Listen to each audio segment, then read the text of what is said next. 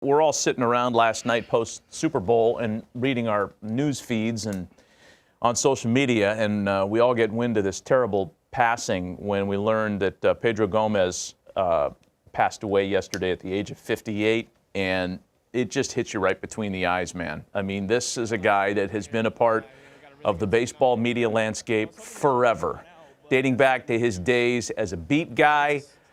I first met Pedro over 20 years ago when he was working in Arizona as a sports writer there before his ESPN career and his TV career took off. And just one of the good guys in the game, and a guy that got it, a guy that was so wrapped in the culture and fabric of baseball.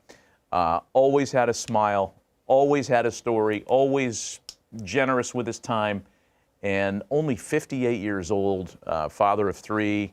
And he was so proud of his son who pitches in the minor league system of the Red Sox, proud of all of his kids.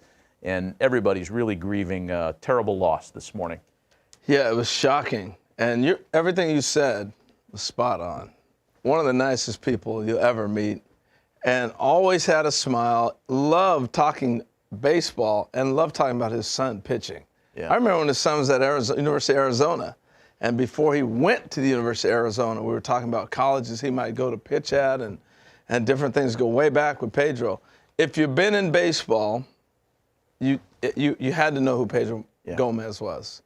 I mean, that's just the way it was. He was part of the fabric of the game. Really proud of his background, his Cuban ancestry. Never used it to weaponize any arguments, but always really proud of who he was and how he reached the level he did in the industry. And as we said, just a good dude, man, and way too young to be leaving. So our thoughts and prayers go out to Pedro's family, his extended family, and he will be missed. Let's say good morning to Joel Sherman. And I know that, Joel, this hits you right between the eyes, too, when you lose a colleague and a friend, and we all got the news, and it was very shocking yesterday to hear of his passing. Yeah, the Super Bowl's wrapping up, and you're looking at Twitter or whatever, and the first one you see, you're hoping that somebody got it wrong.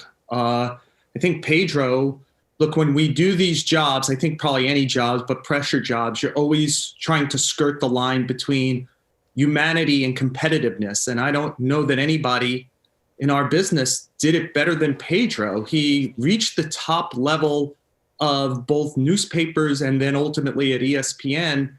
And he was kind. And trust me, you're talking to somebody who struggles with that balance of being able to do both things. I remember in 2016, I went to Cuba for the Tampa Bay Rays against the Cuban national team. And you mentioned Pedro's Cuban background. And Pedro was the kind of guy who, even though we were competitors, I'm standing on the field in Cuba, and I could ask Pedro for the meaning of President Obama being in the ballpark at the same time as Fidel Castro's brother. And Pedro didn't give a quick answer. Pedro gave a thorough answer because he wanted to make sure I got it right when I wrote about it in the New York Post. And I would just say, Matt, you probably know this as somebody who moves from ballpark to ballpark over the years.